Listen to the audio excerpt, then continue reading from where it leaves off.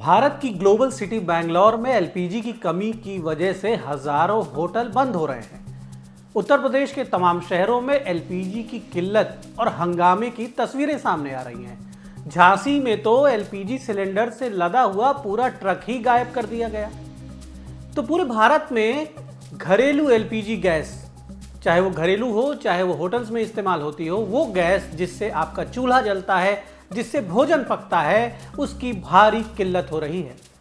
इतना ही नहीं, LPG gas की वजह से बहुत से उद्योग भी संचालित होते हैं। वो उद्योग भी बंद होने की कगार पर हो जाएंगे अगर ये किल्लत ऐसी ही बनी रही। तो क्या भारत सरकार लापरवाह बनी हुई थी? 2 सप्ताह पहले जब अमेरिका और इजराइल ने जोरदार हमला किया था ईरान पर, तभी दुनिया भर के विशेषज्ञ ये कह रहे थे कि इस अटैक के बाद दुनिया के बड़े हिस्से में, खासतौर पर भारत में, जो कि दुनिया का सबसे बड़ा कंज्यूमर कंट्री है, सबसे बड़ी जनसंख्या वाला देश है, वहां पर पेट्रोलियम सप्लाई बाधित हो सकती है। और ये स्थिति इतनी गंभीर, इतनी जल्दी हो जाएगी, किसी को अंदाजा नहीं था। अब आप सोचिए, झांसी में एलपीजी सिलेंडर से भरा हुआ ट्रक ही गायब कर दिया गया। क्या उद्देश्य था इसका? यानी अब एलपीजी की कालाबाजारी शुरू होने वाली है।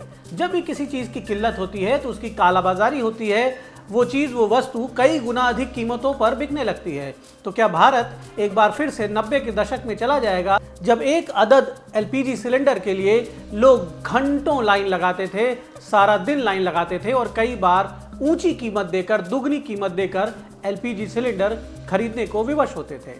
उत्तर प्रदेश के कई जनपदों से ऐसी तस्वीरें आ रही हैं। आप देखिए, ऐसे दृश्य देखिए जिनमें आपको दिख रहा है कि लोग बहुत लंबी लाइनें लगाए हुए हैं। सैकड़ों सिलेंडर्स लेके लोग घंटों इंतजार कर रहे हैं इस बात के लिए कि उन्हें एक सिलेंडर मिल जाए, वरना उनके घर में भोजन कैसे पकेगा। कुछ दृश्य ऐसे हैं जहां पर ट्रक से सीधे लूट मची हुई है, खींचातानी मची हुई है, हंगामा, झगड़ा, विवाद भी हो रहा है एक एलपीजी सिलेंडर हासिल करने के लिए। देश के पेट्रोलियम मंत्रालय को क्या इस बात का आभास नहीं था कि ईरान पर हमले के बाद ये जो क्राइसिस आने वाली है, इससे कैसे निपटा जाए? इसके लिए कोई तैयारी नहीं की गई, कोई होमवर्क नहीं किया गया। ये एक वैश्विक आपातकाल है, पूरी दुनिया इसको समझ रही है और भारत को इसे सबसे पहले समझने की जरूरत थी, क्योंकि भारत के पास अपना जो प्रोडक्शन है पेट्रोलियम पदार्थों का, वो बहुत ही नाम मात्र है, बहुत ही सीमित है। और इतनी बड़ी जनसंख्या जो कि पेट्रोलियम सप्लाई पर, खासतौर पर एलपीजी सप्लाई पर निर्भर है, उसे अगर दिक्कतें हुई तो लोग कहां जाएंगे? सड़कों पर हाहाकार मचेगा, त्राही मचेगा। क्या इसका अंदाजा भारत सरकार नहीं लगा पाई? उत्तर प्रदेश की राजधानी लखनऊ के बगल के जनपद बाराबंकी से एक तस्वीर आई है जिसमें एक बहुत लंबी कतार लगी हुई है। सैकड़ों सिलेंडर रखे हुए हैं सड़क के किनारे और तमाम लोग घंटों से इस बात की प्रतीक्षा कर रहे हैं कि उन्हें गैस मिल जाए। ऐसी तस्वीरें उत्तर प्रदेश के तमाम जनपदों से और भारत के तमाम इलाकों से आ रही हैं। उत्तर प्रदेश में हमने कोशिश की कि वरिष्ठ अधिकारियों से बात की जाए, संबंधित मंत्रियों से बात की जाए, लेकिन इस गंभीर मसले पर सरकार का कोई भी प्रतिनिधि जवाब देने के लिए उपलब्ध नहीं हो रहा।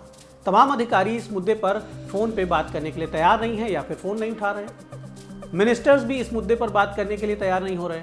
इसका मतलब क्या है? इसका मतलब ये है कि उत्तर प्रदेश के लोगों के लिए क्या आने वाले दिन और कठिन होंगे, या पूरे देश में ये संकट बढ़ेगा, या फिर भारत सरकार और प्रदेश की सरकारें समझदारी भरा कोई कदम उठाएंगी और इस सप्लाई को तुरंत मेंटेन करने की कोशिश होगी। बैंगलोर में जिस तरह की खबर सामने आई है कि हजारों होटल इस वजह से बंद हो गए कि उन्हें एलपीजी की सप्लाई ही नहीं मिल पा रही है। आप सोचिए, जो होटल बंद हुए हैं उनमें काम करने वाले मजदूरों का, उनमें काम करने वाले कामगारों का, वेटर्स का, और जो शेफ उसमें काम करते हैं, जो खाना बनाने वाले खानसामा उसमें काम करते हैं, वो सारे बेरोजगार हो जाएंगे अगले कुछ दिनों के लिए। और ये समस्या अगर बढ़ेगी, दिल्ली में ये समस्या बढ़ गई, बंबई में और तमाम शहरों में, तो लाखों लोग जो हैं, जो नौकरी करते हैं ऐसे होटल्स में, ऐसे ढाबों पर जो एलपीजी पर डिपेंड हैं, वो लाखों लोग बेरोजगार होंगे, उनके पेट पर लात पड़ेगी और वो सवाल करेंगे सरकार से कि सरकार ने इस वैश्विक संकट को देखते हुए पहले ही उपाय क्यों नहीं किए। हम उम्मीद करते हैं कि देश की सरकार, प्रदेश की सरकारें इस मुद्दे पर कोई ठोस पहल करेंगी। आसपास के देशों में जहां भी सप्लाई उपलब्ध हो, रशिया से या फिर और जो हमारे सप्लाईज मेंटेन करने वाली कंट्रीज़ हैं, उनसे बात करके जल्द से जल्द इस समस्या का समाधान करना होगा। नहीं तो भारत, जो कि दुनिया का सबसे बड़ी जनसंख्या वाला देश है, घनी जनसंख्या वाला देश है, वहां पर करोड़ों लोगों के सामने भोजन का संकट भी पैदा हो जाएगा। धन्यवाद।